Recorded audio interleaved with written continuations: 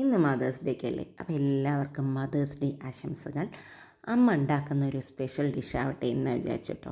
എല്ലാവർക്കും അമ്മമാരുടെ ഇൻഫ്ലുവൻസ് ഭയങ്കര കൂടുതലായിരിക്കും കേട്ടോ. എനിക്ക് ശരിക്കും കുക്കിങ്ങിൽ അത് ധാരാളമായിട്ടുണ്ടെന്ന് എനിക്ക് തോന്നിയിട്ടുണ്ട്. അപ്പോൾ ഇതിന്ന് അമ്മയ്ക്കൊരു ഡെഡിക്കേഷനും കൂടി ആയിക്കോട്ടെ വിചാരിച്ചു. അമ്മ സാധാരണയായിട്ട് പഴുത്ത ചക്ക കെട്ടിക്കഴിഞ്ഞാൽ ഇങ്ങനെ സ്റ്റീമറിൽ വെച്ചൊന്ന് സ്റ്റീം ചെയ്തെടുക്കട്ടോ. ചെറുതായി മുറിച്ചതിന് ശേഷം ഒന്ന് സ്റ്റീം ചെയ്തെടുക്കും. അമ്മയുടെ പണികൾക്കൊക്കെ നല്ല സ്പീഡുള്ള ടൈപ്പാട്ടോ.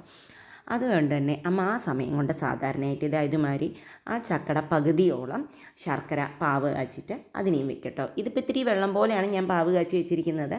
അപ്പോൾ നമുക്ക് അതിൻ്റെ വേസ്റ്റുകൾ കളയാനും പറ്റും, എളുപ്പമായിരിക്കും. ഇത് ഇത്തിരി കട്ടിയാണോ വരെ കമ്പി പരുവൊന്നും വേണ്ട, അതുവരെ ഇതൊന്ന് വേവട്ടെ, നന്നായിട്ടൊന്ന് തിളക്കട്ടെ. ആ സമയം കൊണ്ട് ചക്കയും വെന്തിട്ടുണ്ട് കേട്ടോ. ഇങ്ങനെ സ്റ്റീമറിൽ വെക്കുമ്പോൾ ഒട്ടും വെള്ളം ഉണ്ടാവില്ല, അതാണ് നമ്മുടെ കണ്ടുപിടുത്തട്ടോ.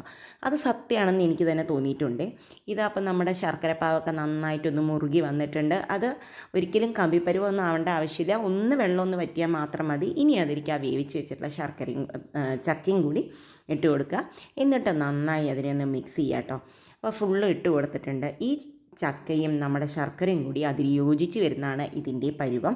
നിങ്ങൾക്ക് മധുരം പോരാ തോന്നുകയാണെങ്കിൽ കുറച്ചും കൂടിയൊക്കെ ഒഴിച്ചു കൊടുക്കുക. പാവ ഉണ്ടാക്കി വെച്ചിട്ട് ഇടയ്ക്കിടയ്ക്ക് ഇതേമാതിരി 1 ടീസ്പൂൺ നെയ്യും കൂടി അതിലിട്ട് കൊടുക്കണം കേട്ടോ. അപ്പോഴാണ് കൂടുതൽ ഫ്ലേവറും ടേസ്റ്റും വരിക. പിന്നെ ഇതൊരു മീഡിയം ഫ്ലെയിമിൽ വെച്ചിട്ടാണ് ചെയ്യുക. ഇതൊരിക്കലും ചക്ക വരട്ടിയതൊന്നുമല്ല, ഇതിൽ ഈ ചക്കയുടെ പീസ് കടിക്കുന്നതാണ് രസം. ഇത് കണ്ടോ, ഇപ്പോൾ കുറുകി അത് തമ്മിൽ നല്ല മിക്സായി വന്നിട്ട് കേട്ടോ. ഇതിങ്ങനെ കഴിക്കാൻ തന്നെ സൂപ്പറാണ്. ഇനി ഇതിലേക്ക് കുറച്ചും കൂടി അങ്ങോട്ട് നെയ്യിട്ട് കൊടുക്കും. ഇത് ഒരുപാട് ദിവസമൊന്നും വെക്കില്ല കേട്ടോ. എന്നാലും അമ്മ കുറച്ച് ചക്ക കിട്ടിക്കഴിഞ്ഞാൽ അത് ഉണ്ടാക്കി ഫ്രിഡ്ജിൽ വെക്കാറുണ്ട് ഞങ്ങൾക്കൊക്കെ തരാനായിട്ട്.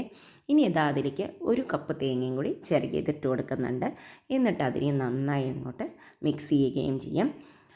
തേങ്ങ ഇട്ടതിന് ശേഷം ഒരുപാട് കുക്കാവേണ്ട ആവശ്യമില്ല കേട്ടോ. ഇതൊരു ചക്ക പൂർണ്ണം എന്നൊക്കെ പറയാം. ഇത് ഉച്ചയ്ക്ക് ഊണൊക്കെ കഴിഞ്ഞ് കഴിഞ്ഞാൽ ഹൽവമാരി വേണമെങ്കിലും കഴിക്കാം, എപ്പോൾ വേണമെങ്കിലും കഴിക്കാം കേട്ടോ.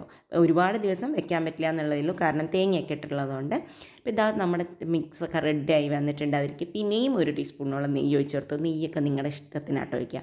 ഇനി ചുക്കും പഞ്ചസാരയും കൂടി പൊടിച്ച പൊടിയാണ് ഇട്ട് കൊടുക്കുന്നത് കേട്ടോ. ചക്കയുടെ ദോഷം മുഴുവൻ ചുക്ക് തീർക്കുന്നതാണ് അമ്മയൊക്കെ പറയുന്നത് കേട്ടിട്ടുള്ളത്. എന്നിട്ട് അതിനെ നന്നായി മിക്സ് ചെയ്യുക. പൊടി ഇങ്ങനെ തൂവി കൊടുക്കുന്നത് എല്ലാവിടേക്കും ഒരുമാതിരി ആവാനാണ് കേട്ടോ, ഇല്ലെങ്കിൽ ഒരു ഭാഗത്ത് മാത്രമായിട്ട് കഴിക്കുകയും ചെയ്യും.